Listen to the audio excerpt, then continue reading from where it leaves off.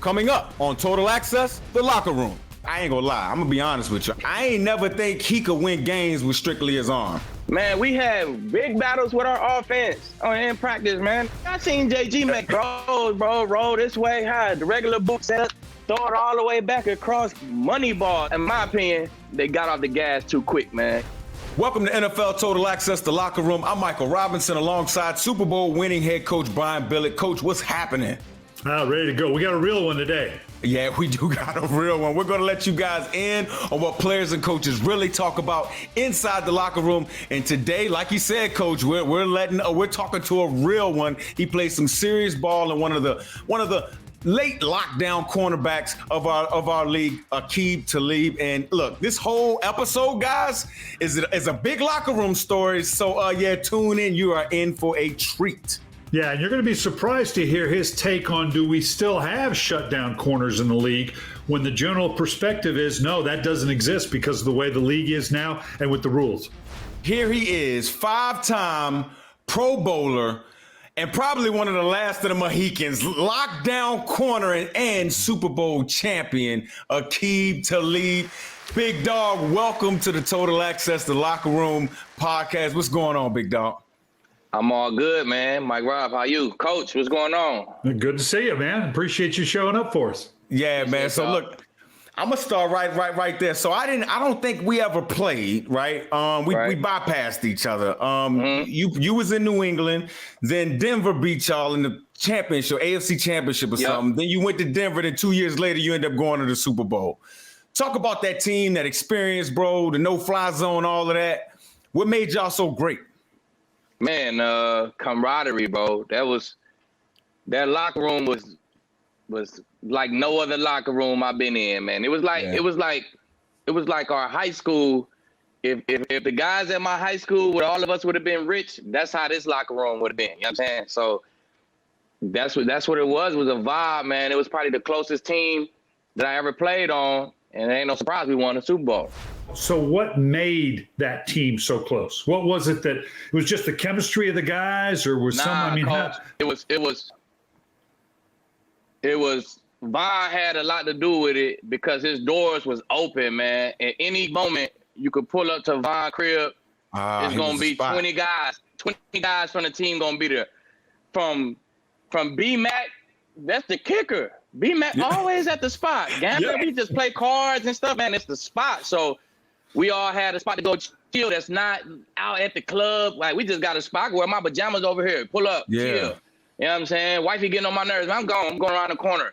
You know what I'm saying? And 20 other guys going to be doing the same thing. So it was always a vibe, man. And that's why I said it was like that high school. And in high school, we got out of school, the same 12 guys who the main 12 guys on the team. We left school together. We did this. We ain't depart until 10 p.m. You know what I'm saying? So we were just so close, and this team had that exact same vibe. That's dope, man. I mean, that's very important because we won our Super Bowl too. It was the same thing. You know what I mean? Beast mode, always had the crib. Everybody was coming through. I mean, Russell came through from time to time. It was always like that. But you retired from football. You kind of doing what we're doing now. You know what I'm saying? You doing broadcasts, you're doing games. First of all, I remember I forget what game you was doing, bro. But like, I brought my kids in, like, this is how you call a game. You know, I want to hear it like this. You feel me? Like, do you attack it the same way you attack football? Because as you know, I mean, we got to be right when we're talking on television. Exactly. You got to be right. And you the voice of the game. You know what I'm saying? You kind of leading it. You know what I'm saying? You the voice of the game. You the voice who they hear all game. So, hell yeah, I attacked it just like the two games I did. I attacked it just like I did the real game. You know what I'm saying? I studied countless hours, man. I made sure I knew stuff. I made sure if something happened, I got something to say. I got something to talk about when he do this. So I watched Romo, Troy. I put them on, watch how they do it. Oh, you studied some tape. What? Come on now. I'm on national TV now, Mike Rob. Come on now. I'm already going to be saying, and man, I know how I talk. I ain't going to change that part. Yeah. So that's all y'all going to be able to talk about is how I talk. Y'all ain't going to be able to talk about what I'm saying, though. So I'm going to make sure I know what I'm saying. I'm going to make sure my you know what I'm saying, the knowledge that I'm giving is gems. You feel me? how'd you take the feedback? You know, because you know how it is. You know, when it's a change, when it's different from what everybody's used to seeing, calling games. There's gonna always be that other, you know, the other side of the rope. Like, oh, you know, I don't like that. You know, fix your English or do something like that. Right. How'd you handle that part, man? Because for some guys, I've seen it be discouraging for them. But Mike Rob, I got so much positive feedback. I ain't even really. I ain't even really get to the negative feedback. Like, I got articles from, you know what I'm saying, good people who putting out blogs and stuff. You know what I'm saying? It's people with credentials. You know what I'm saying, giving me compliments. So I ain't even, you know, I ain't really even paying no mind the negative side of it. You know what I'm saying? It was good to me. Keep it moving. Yeah, you're noticing you got that professional microphone there. You're doing big. Tell us about your podcast. I want to hear about your podcast. What's distinguishes it from other podcasts? Hold up, coach. Before he answers that, it's catching fades, right? Yeah. Now I had to ask the producers: is it catching fades like touchdown or catching fades in the street? Like, which one is it, bro? See, catching fades can mean a lot of things. You know what I'm saying? It just matter what we talking about. You know what I'm saying? That's why I picked. Mike Rod, I picked the name just for that reason. You know what I'm saying? That's dope, man. A lot of, you know what I'm saying? So that's why I picked the name. But Catching Phase, man, it's on Volume Podcast Network. And Colin Coward, man, he gave me that call and was like, man, I need a football show. I need somebody who gonna be entertaining. They been around the block. You know what I'm saying? They got great stories.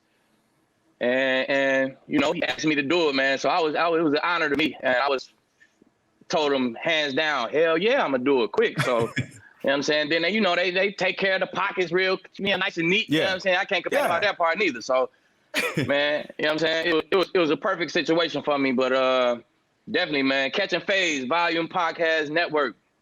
There it is, man. So, you know, when we get off this call, man, we got to talk, man. I want to hop on this. So we can talk about some different stuff. But yeah, for sure. We talk about it all on there. I want to talk about it all, man. I leave it open, man. My guests can ask me questions, you know, because people might want to ask me some questions. You feel me? So it's dialogue. People might want to ask me some questions. So you can ask me questions. I done did some things. People might want to ask me about that. Ask me about that. So, you know, well, I leave it open. Well, you had Michael Irvin on not too long ago, big homie. He's with our network, all of that stuff, man. He was a guy you said you looked up to when you were playing. You used to be in the backyard, you know, acting like you was Irv. Who else did you admire growing up? You know what I'm saying? Was there anybody else like, you know, maybe before Irv or after Irv where you was like, oh no, that's the dude. You know what I'm saying? That's the guy I got to be.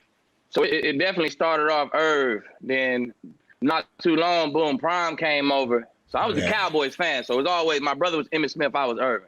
You know what I'm saying? So then, boom, Prime came over. Then as soon as Prime came over, I ain't gonna lie, I switched. Oh, I'm Deion now. Y'all could be on offense. I'm Deion. And that's how I started liking playing corner, because of Prime. So definitely Prime. And then I think once I got, you know, a little older, Moss definitely was one of them. Moss came in the league, man. I thought he was like I don't know. I'm like, man, he different, bro. He can't be a robot or something, bro. Like, you can't run that fast and jump that high at the same time, man, and judge the ball that perfectly every time, man. So I always admire what Moss did. And then some of the corners, man, definitely Charles, Champ. I can recall myself in practice for the Bucks with Raheem Morris, like, Rah, like, who is you today? I'm like, man, I'm Charles today, man. I'm Charles Woodson today. I'm playing all Charles Woodson. I'm in the league saying I'm Charles. He's still in the league. You know what I'm saying? Champ Bailey too. I'm playing sideways like, I'm Champ today. I'm playing everything sideways. I'm Champ today. So that's definitely dope. Charles Woodson and Champ, Moss, them like the later ones, man. But Irvin, Prime, and them three for sure. Well, that's an amazing list of corners, and it leads me to what and a lot of people are talking about today. I can't think of a better guy to talk it to, because you may be the last shutdown corner we've seen. Is that because of the rules and everything's changing? Is that concept of a guy being a shutdown corner, it just doesn't exist anymore? No, I think it do. But I think the what we call shutdown, that's gonna change. Because I mean, when Prime was playing, man, there was a lot of 12 personnel and 21. You know what I'm saying? So if you put Prime, you're saying Prime my dog. But if you put Prime out here in this offense, people might actually catch a couple rocks on. They actually run 7 stops and stuff now. Like, they ain't run that kind of stuff back in the day. You know what I'm saying? So it's more of a passing game. The rules is different now, so people are going to catch more balls. So I think what we look at as he got shut down, that just got to change. But there's still some lockdown corners out there for sure, man. So is there guys that you see now that you really like their game going, this young guy? Right now, if Jalen Ramsey guard anybody left or right one-on-one, they won't have over 70 yards and they probably won't score. If Xavier Howard follow anybody one-on-one, they won't have over 100 yards and they probably won't score. He might get a pick. Slot too, because bro, you was a beast when you got in the slot. So not a lot of guys can go in the slot. I'm finna touch on that part too, and also Gilmore too. If Gilmore follows somebody around, it's gonna be trouble the whole time, man. So I definitely like them 3 guys. Them 3 guys is locked down, in my opinion. That's the other part of it, man. Back in the day, if it's 2 receivers, you could follow him, but now we got this slot situation, so. Now, if you following, you're going to go to the slot. I used to go to the slot, too, when I was following, you know what I'm saying? I know the zone, coach, call whatever. If you call a zone blitz and I enter in the slot, I'm going to run the blitz. You know what I'm saying? But everybody can't do that, though. So now it's like, you know what I'm saying, guys going to the slot, and you just go to his side. Is you following him? You ain't following him. So it's a fine line, man. We talk about lockdown, man. So I say whoever you guarding, you following somebody best you can. What he had when you was guarding him, you know what I'm saying? And them 3 guys I named, they doing it. They doing it. I can see you going in and tell me this didn't happen, but that you didn't go in sometimes and tell the coach, and here's the game plan, whatever, that you didn't have to go in and sit down with coach. No, I'm going with that guy all day. Yeah, definitely. This is what I'm doing. Yeah, I definitely put some smoke shit done. Oh, so you went to the coach. Hey, coach, I got to have him. Could you name some of the guys you did that to? If they didn't have I couldn't name it, but especially with Rob for sure. We was in Tampa. I was a young goon out there. I'm like, Rob, let me strap him. Let me just go strap him. Rob, then Rob put me on somebody. I don't followed a lot of guys. I'm learning them low key names. I don't follow some top notch receivers. They know who they is. You know what I'm saying? Yeah. They all know who they is, and they all know what their stats look like at the end of them games. But definitely, I done did that more than one time though, Mike Rob. Like, I've had it the other way too, where I've had players, going, I gotta go with this guy. I gotta go with this guy. And then about Thursday, he'll come into my office, go, Coach, I can't follow this guy. Hey. Now, don't tell anybody, but you got to take the hit for this. Like, okay, I'll come up with a reason why we did it the other way. Man, listen, Coach, I done seen that too. We doing it like this on Wednesday. But by Thursday, when I came in, it switched up.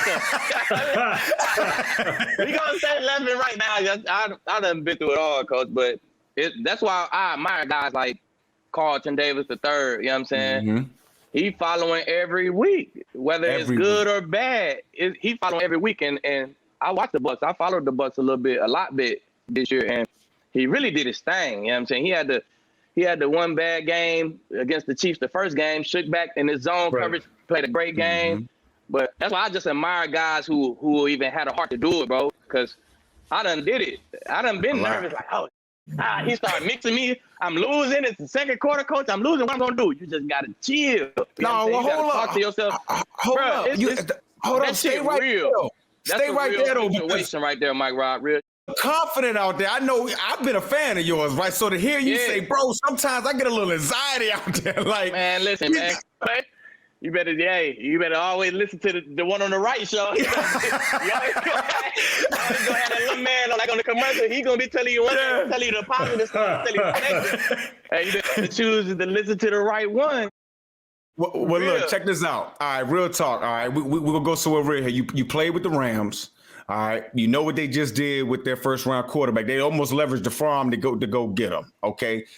In your opinion, what went down with Jared Goff and the Rams, man? Because, I mean, for a guy to go, what was he, second overall, first overall, something like that?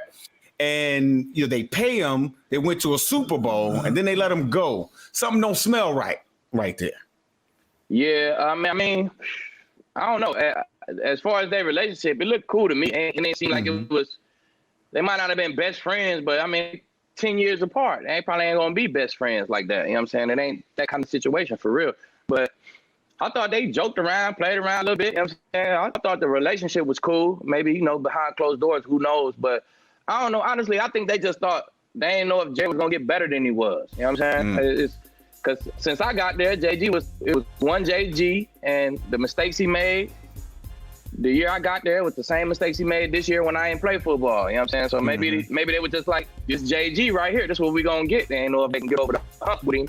And why they got that souped up team, they got a lot of weapons right there. They might want to go with a veteran in the locker room and see if he can do it for them. But from what you see in that practice, because I ain't gonna lie, I'm gonna be honest with you. I've said it on television, I said it on our airways. Anybody that's you ain't like it. I ain't never think he could win games with strictly his arm. If the offensive line wasn't dominating at the point of attack and Gurley and those guys in the backfield wasn't running the football, then they lost the game, right? And I think Sean McVay may be looking for a guy to push the ball downfield and win the ball games with his arm. Like, did he challenge you guys at practice? Because I know in Seattle, he did. Sherman was at Russell Wilson all the time. You know what I mean? But it made him better. Did he challenge you guys at practice? Man, we had Wade Phillips. Look, we had Wade Phillips. So if you know anything about like pride, or he hang his hat on all that 2 minutes, hey, let's go. Like, you know what I'm saying? That's part of it. That should rub off on the players too. That's part of why he's a great coach. But man, we had big battles with our offense in practice, man, and it looked good to me. I seen JG make roll this way, the regular boot set, throw it all the way back across money balls. I'm like, man, this interviews you hear me saying, bro, he looked like John Elway throwing deep over routes. I used to love it. When I first pulled up, bro, I was like, oh my God, this boy nice. When I pulled, I'm like, oh, with this offense right here and leave here to run his defense, we're going to win a chip. So it was no question to you. It was no question to you. It was, man, when I got there, them boys was dropping 30-plus points every game. Yeah. I'm like, man, it was a no-brainer. I always was positive. I always vouched for JG, man. I thought he was a great talent. And I don't know. I think in my opinion, they got off the gas too quick, man. If you've been in the playoffs, you've been in the playoffs. How many? You've been to the chip. You went to the playoffs. Y'all lost to Atlanta. Did they go to the playoffs again? I think they went. Did they go after? Oh yeah, they just lost now. They just went. They just lost. Bro, you in year what? 5? You in year 5? Something like that, right? In year 5, you done been to the Super Bowl and the playoffs 3 times. Like, I ain't gonna get off that gas that fast. You know what I'm saying? He gonna get older. He'll start being more of a vocal leader in the locker room. He gonna get comfortable and start feeling like this and that leadership gonna come out. I think they got off the gas too fast, my coach. I think they did, in my opinion. Because how many other quarterbacks you could say did that? Patrick Mahomes, put the list up out of there. 5 years in the league, they was in the playoffs 3 years, in the playoffs 2 years, in the Super Bowl 1 year. Let me see that list. What they look like. Yeah, you right. You right. You got it. Yeah, I want to hear about your performance center in Texas. I mean, you're keeping current with it, and tell us about that. I'm here right now. I set up the little VIP lounge, be my little studio right now. Perfect. Oh, I see. Yeah, I'm here right now. But definitely, man, A+ D1. It's a performance training center out here, man. We training kids of all ages, even adults. We got adult classes and stuff like that. But man, my knowledge all in here. My trainer's handpicked by me. No cookie cutter going on in here, man. And we producing some people, man. So it's young. So you're going to start seeing, we didn't even start doing combine training yet. We just focusing on the community, focusing on the kids right around here. Dope. You know what I'm saying? But definitely, man, it's the hub for my son's youth football team. And it's a 7-on-7 group. We work with True Bros, North Dallas United, man. This like their home. So, man, we do a lot of good work here, man. We create monsters in here, too. These are all high school age kids that you're dealing with, or younger? All ages. Really? We got, look, my son's 7. His class going to start at 5 p.m. That's dope, man. Hey, look, we're going to have to get together offline because I'm doing the same thing here in Virginia, man. I'm just going to pick your brain and see what's going on, man. But likewise. It's a special time here coming up here in the NFL, right? We got free agency coming, okay? Yep.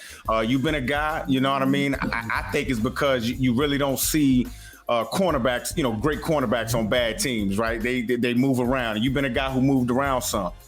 What advice would you give to free agents right here looking for a home, and especially with the cap situation? As we all know, the caps, it didn't grow like other years. You know what I'm saying? Right. What advice would you give to them? Because we always looking for security with the long-term deal. Right. You know what I mean? We may have to think differently this year. I mean, you just gotta make a wise decision, man. It might look good. The money might be big on a bad team, but then you only saying like, all right, I just want my guaranteed money off of here, because if the team bad, the coach gonna be moved in 2 years. You know what I'm saying? Then it's likely you could be moved. And, you know what I'm saying? Just a bad situation. So what I wanted to do when I was a free agent, I want to go to a winning team, something that looked like it's gonna be stable, something that looked like it's gonna be going for a while. You know what I'm saying? Where the people ain't going nowhere. I want to go to a situation like that. Then I'll probably make all my money on my contract. So that's what I'm trying to do. I ain't trying to just make this guarantee. I'm trying to make my whole. So I'm gonna do that. I know you less likely to move around if you're on a good team, man. If the team bad, coaches gonna be moved, players gonna be moved, especially the high number guys, they gonna be moved. So you know what I'm saying? I go to a winning team to make all your cash before you go to a bad team to just make it guaranteed. That's my advice for y'all boys. You young guys forget, because you've never not had free agency. In fact, this year is the 25th anniversary. This is how far it goes back. Oh, yeah. The original Plan B. Now, you guys are too young to remember that. When the league first started, they had what was called Plan B. And a guy named George Young, who was a chief administrator for the league, came around to all the clubs to explain to us what Plan B was. And it was the forerunner. You had 37 players connected, but then you had 8 that did this. And it was the beginning of, okay, we're going to move towards free agency. I remember he came and explained to us, I said, George, this is nuts. It doesn't make sense. He goes, you think this is bad? You should have seen Plan A. But from that grew, to where now, obviously, with the players and what a difference it makes. And it's great to have seen how this has evolved. You think it's going to be a lot of players running down there to your old stomping grounds in Tampa to be with Tom to make a run at this thing? I mean, they can try, but I mean, you know what I'm saying? Tommy got to want you. It don't matter what you want. Tommy got to want you. It's not matter whether you want to go. Hey, it don't matter where you want to go. If Tommy wants you, you better off DMing him and not having your agent call him. Hey, hit Tommy directly if you want to go over there, man. But I don't know. I think they like what they got. A lot of people, they going to be more focused on getting Shaq and Levante back. Yeah, that's the top players. two. Yeah, they got to get those guys Shaq back. and Levante back. I mean, and I think they like what they got though. So I don't think they're gonna make too many moves. Aquib, hey bro, thank you for coming by here, bro. This was Appreciate awesome, y'all. man. Look, man, anytime you want to jump on, let's jump on. And look, I'm gonna get your info after this, and we'll wrap, man. And that'll do it for this week's episode of Total Access to Locker Room.